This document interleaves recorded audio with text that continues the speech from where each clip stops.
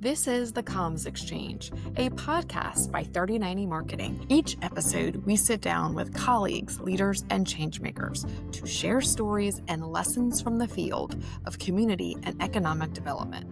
Together, we explore how communications shapes strategy, builds trust, and drives momentum, because every project, every partnership, every breakthrough begins the same way, with a conversation.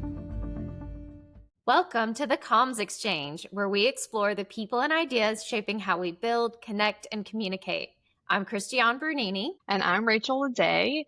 And today we're talking about an extraordinary example of how infrastructure, art, community, and strategic partnership collide in the best way in a city that is known for reinvention, and that is New Orleans. Our guest today, Michael Hecht, is the president and CEO of Greater New Orleans, Inc., and the state coordinator for infrastructure and economic development for Super Bowl LIX. That's the 59th Super Bowl in 2025.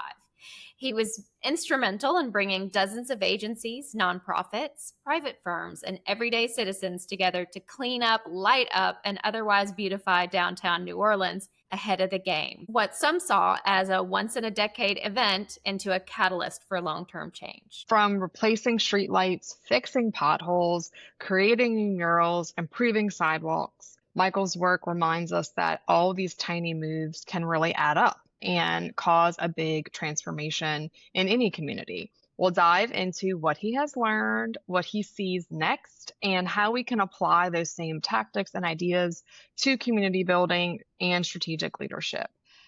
Michael, we welcome you to the show. Great. Thank you, Rachel. Thank you, Christiane. It's great to be here. Appreciate it. So small moves, big change. How do you think these small, modest interventions like the graffiti abatement and mural installations, how did they add up to a larger shift in the city's image and culture? I think there are a few ways.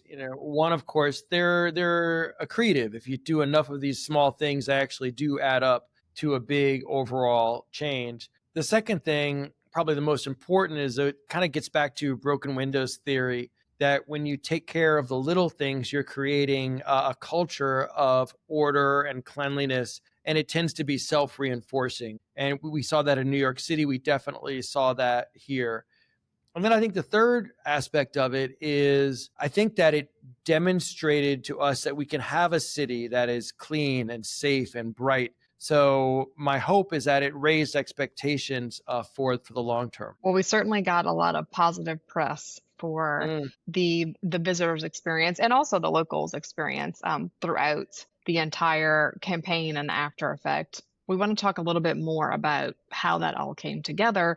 And you said before that there were over 540 projects across multiple agencies, public and private partnerships. There was a lot of figuring out funding and trying to really get alignment to gain momentum over a pretty compressed time period. Yeah. What leadership tactics or communication tactics did you just kind of figure out in those first few weeks when you said, okay, we're going to have to do this thing? So there were a few things that we did that made it work. One that was most important is that Joe Threat at City Hall convened weekly meetings of, I think, over 50 different organizations. Some of them were cities, some of them were state, some of them were public, some of them were private, like Entergy or Cox Cable or AT&T. And some of them were nonprofits. And they brought us all together and kind of war roomed the punch list. And that allowed everybody to make sure they were coordinated. It created a sense of accountability. It created team spirit. So that was definitely the secret sauce, was the weekly infrastructure meetings. But then beyond that, we did some things that in retrospect worked out. We went and hired the firm that had been in charge of rebuilding the Superdome post-Katrina, Tobler and Associates. And that was essential because they had the technical expertise to help us manage all of these projects.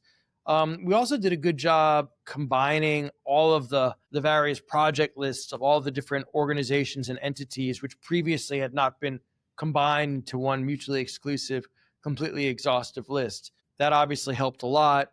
And then we set up an email address, superbowl@gnoinc.org, and allowed the community to keep giving us input. And what that did over time is, well, one, it made people feel like they were being listened to, because they actually were. but it also eventually meant that our database was pretty complete, because at some point you run out of potholes and they've all been reported on. So by the end of the project, when that list actually swole from 500 something to really close to 1,000, we knew almost where every crack was located. So we did a good job of, I think, crowdsourcing the information as well. Yeah, that's a powerful tool, and to get the buy-in from the community is invaluable. But you have really talked about how the legacy is beyond the Super Bowl itself, and it's that sort of ongoing change. And how do you see that transforming New Orleans moving forward? I think the best indication of that is that Mayor-elect Moreno ran on a platform of creating a Super Bowl city for all. So it's almost like the Super Bowl has become an archetype or an adjective describing a city, like you said, Rachel, that is clean and bright and safe. So I love that. That means that we've actually we've kind of memeified a functional city, and that's wonderful. And one of the things that we came to realize during the Super Bowl experience is that if we had, 2 years and sufficient support, we could probably do what we did for the Super Bowl for the entire city. So I think that that's probably been the most important legacy that came out of that, is that we raised expectations and have allowed people to imagine a vision where the entire city has a level of infrastructure and functionality and look, feel, and even smell that we had during the Super Bowl. That to me, when I saw that Helena Moreno was campaigning on that, I was really thrilled. There's a great case study in The Tipping Point that I'm sure you've read that sort of talks about how sense of safety and beautification really can change cities like New York. So if our viewers have not read The Tipping Point, there's some really cool stories about small impact that build up. And during your whole sort of mission, I kept thinking back to that as you were explaining at different public venues about how this is coming together. The next question is about the impact of art and about sort of this like cultural infusion, because you were really focused on having it feel like New Orleans, because that's why people come here. And your championing of art installations throughout the city, some very small and some very large, were an important part of delivering this Super Bowl city. What are some of the creative elements or goals that you have, and how did you see how it sort of tied into the infrastructure work that you were doing and positive outcomes that it gave the city? The murals that we ended up getting done, which I think totaled 21, were probably the biggest surprise of our work. That really, it wasn't part of our mandate going in, but we saw the opportunity to do something that, again, was going to transcend the Super Bowl. It was going to be announced and look beautiful for the game, but was then going to be here for, I'm looking my windows out at the Clarinet on the side of the Holiday Inn. That's been there since I was a child. And so that was really exciting. But then the level of buy-in and access and execution we were able to get was far greater than I expected. I'm also looking out my window at this massive B. Mike mural on the Heel Garage opposite City Hall. We've got the Shepherd Ferry that's down on Canal Street. He's probably the second most famous street artist in the world behind Banksy. It's beautiful. Our goal was to do three things, I guess. One was just to beautify the city for the Super Bowl and to create these iconic moments. The second was to have muralists that represented the diversity of New Orleans. So we had a range of different artists and different artistic styles. We had a massive Becky Foss that's on the side of Plaza Tower. We had Terrence Osborne, who did a collab with Raising Cane's on Poydras Street. And so the idea was that the art would visually reflect our culture and vibrancy, but also in its actual execution would reflect that. And then the third goal was we did want to create this legacy from the Super Bowl. And I'm really happy about it. I think that we've accomplished that. And then what we've seen going forward, and this gets back to the earlier question, is we're now seeing more murals go up. We had murals in the city before, but it really wasn't, like a major strand in our public architecture. And now I think it's become much more mainstreamed. And so you're seeing more people go and do their own murals.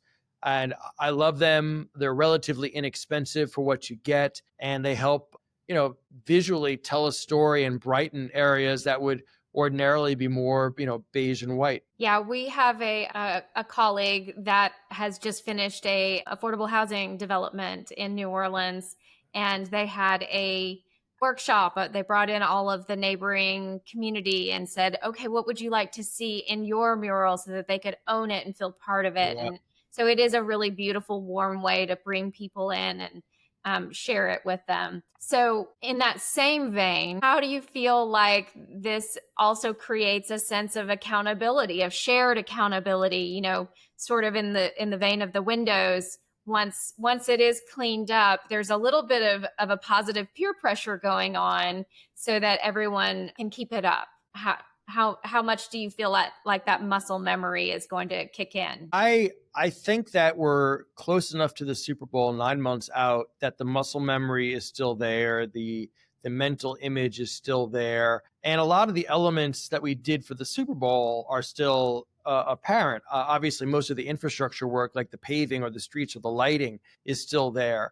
You still have IV waste in the French Quarter, making it smell lemon fresh. With the exception of Plaza Tower that lost its pretty sheath, most places still kind of look and feel. There's been some backsliding on cleanliness, some backsliding on homelessness, but I think people remember it still. And so we have that bar that people want to see that level of execution for the entire city, not just for the Super Bowl area and the Super Bowl corridors. So yeah, I think that the timing and then the fact that the mayor-elect campaigned on the issue, I haven't had anybody kind of cock their head and look at me strange about this. They do about other things, but not about this. It still seems to be fresh and to resonate.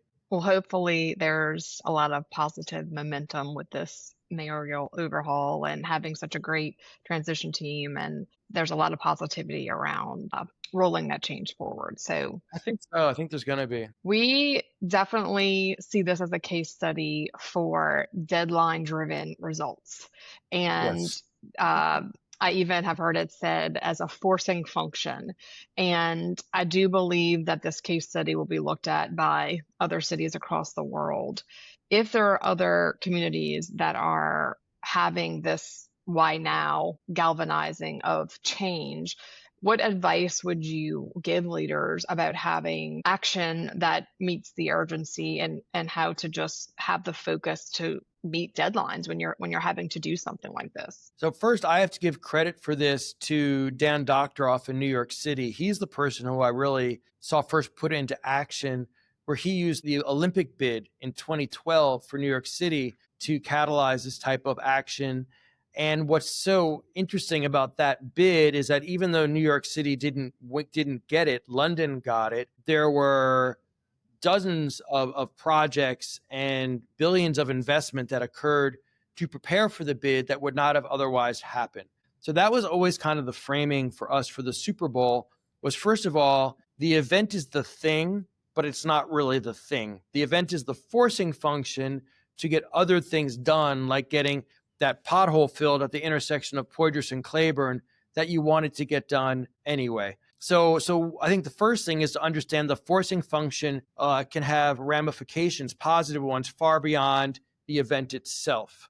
You've got the thing and then the real thing. The second thing is incredibly important to collaborate and bring everybody into the table, not just because then you're able to access their abilities and resources, but you're creating a sense of collective ownership.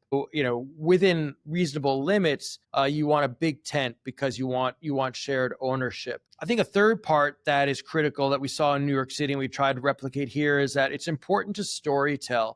It's important to give people a sense of the vision of why they are doing this, why they're putting up with the traffic, why they're putting up with the construction, what we are aiming for. So using stories, using renderings, putting up advertisements, providing as much information as possible so that people buy into the vision, because there usually is some short-term pain for some long-term gain with these. And so you have to tell that story. And those would probably be the big three, I'd say, Rachel. So yeah, that collective movement and having communication around it is super important for stakeholder engagement. Is there anything you learned that you might have done differently?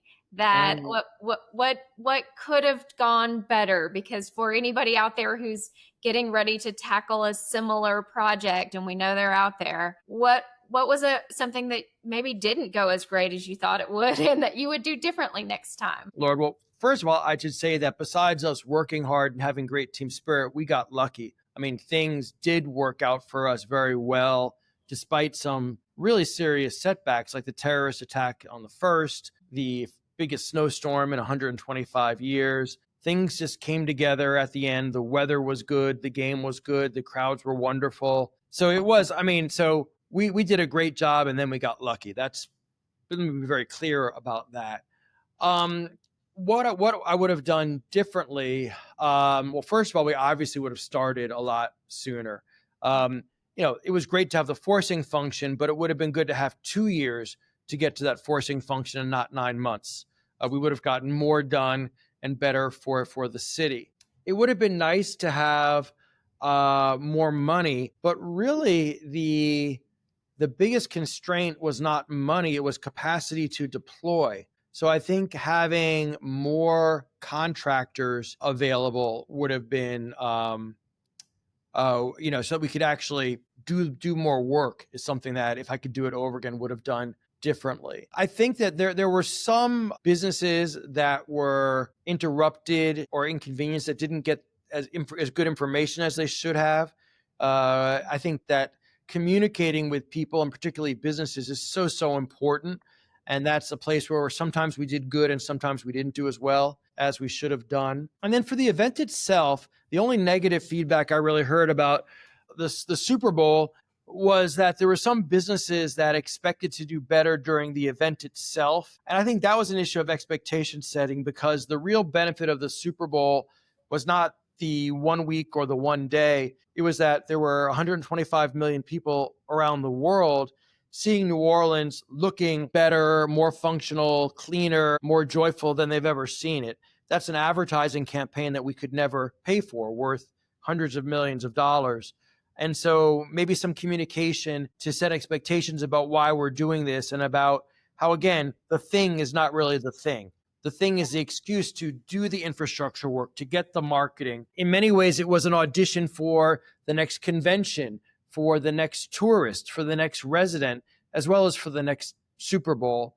So I think maybe doing a little bit of better job of contextualizing why we're doing it. That's a great answer. And you're sort of explaining it in this very massive scale that branding the city and using storytelling is the win, because to your point, those large conventions, individual visitors, all those things are sort of the juice that you get from the squeeze when you do things right. It's not just necessarily the one game or the 1 week. And so I love that you're tying that in. As communicators, we certainly love when people can think big picture about what the good, correct, authentic communication will do. And I certainly was annoyed by all the construction on Poydras, but knowing that something really good was coming as a resident helps, right?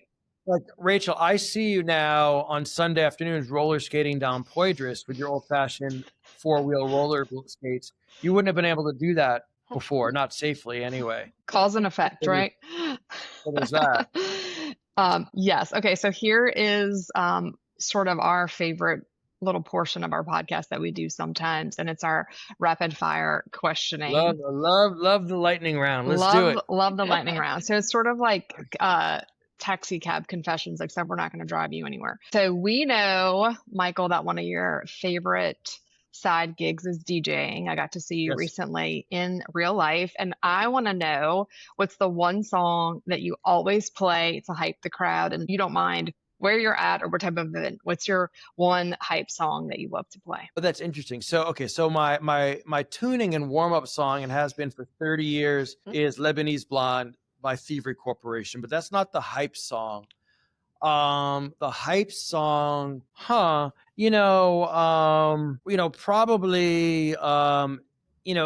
here in New Orleans, anything by Juvenile or Lil Wayne, those tend to be very effective tracks. I also have a bunch of mashups that I really love playing, which are kind of rap mashups with like AC/DC and then like hip hop. And people really love the mashups because they recognize them, and then they get a little bit strange. So yeah, I'd say some, New Orleans hip hop, some kind of Cash Money hip hop, and then these mashups that I rip off of SoundCloud. Did I say rip? Well, I'm aging myself. That I download from SoundCloud from these DJs around the world. People love the kind of mashup format. Great answer. Yeah. So you're also known for advocating for small businesses around the region. And we know you're having business meetings all the time, everywhere. What's your favorite small restaurant to send people to right now? Yeah, there's so many. I mean, so I'll just say what our newest is Petula on Royal Street behind Crew Sunglasses. Don't go there, everybody, because it's only ours. It's a little back patio. It's lovely. There are only about 6 things on the menu. So you know that at the end of a long week, you're not going to be asked to make another decision. We go there, get the same bottle of orange wine, Dinamo, and then we just get a couple of small plates and we sit outside. It's lovely.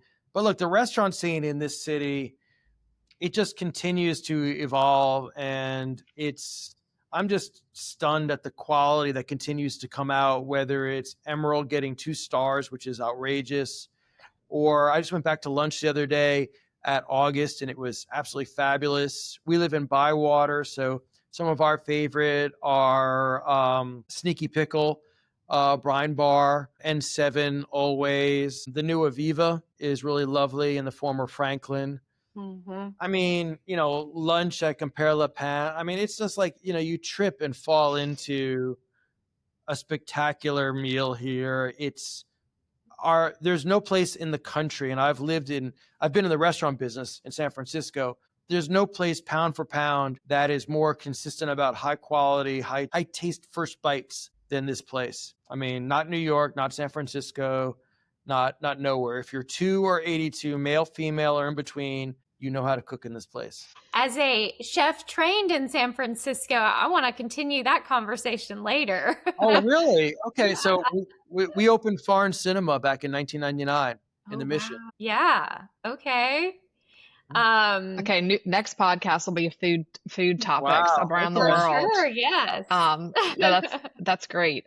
Okay. So your last question is if you could teleport to any city in the world for a 24-hour reset where you could relax, unwind, no meetings, where you're going, tell us that, and what you're going to do when you get there the first thing. Okay, so if I could teleport to any place right now to unwind for 24 hours, it would be one of the little bolt hole villages in Goa, India. Like you go down there and you go down these roads and they've got these little just paths, and you go down these little villages at the end, and there's one little bar, one place to get a massage, and a bunch of chairs, and it's your own little private cul-de-sac, and it's ridiculously chill and relaxing. Wow. Final answer. I have a new bucket list. Yeah. There's so many. I mean, we're going to need a link for how to do research on that. So that's your homework, telling us how to get there. Or I could just say the backyard is Snake and Jake's, but that's not as classy. Well, we always have a great time talking to you, Michael, and your schedule is so busy and you're pulled in so many directions. We just cannot thank you enough for giving us a few minutes of your time, telling us about this really unique case study about our city and this whole Super Bowl prep plan. And you are a treasure in this city and region. We cannot thank you enough. Thanks for being here with us. And I will see you soon at the breakfast. So yes, okay. I'll see you really soon. And Christianne, nice to meet you. Nice to meet you. And congratulations on 3090 and all y'all are getting done. It's really been fun to watch you grow over the years. Thank you so much, Michael. Ciao. Bye-bye. Bye. Thanks for listening to The Comms Exchange, a podcast by 3090 Marketing. If you enjoyed today's conversation, please be sure to follow or subscribe so you don't miss out on an exciting new episode. We'll be back soon with more stories and strategies from the field, because every breakthrough begins with a conversation.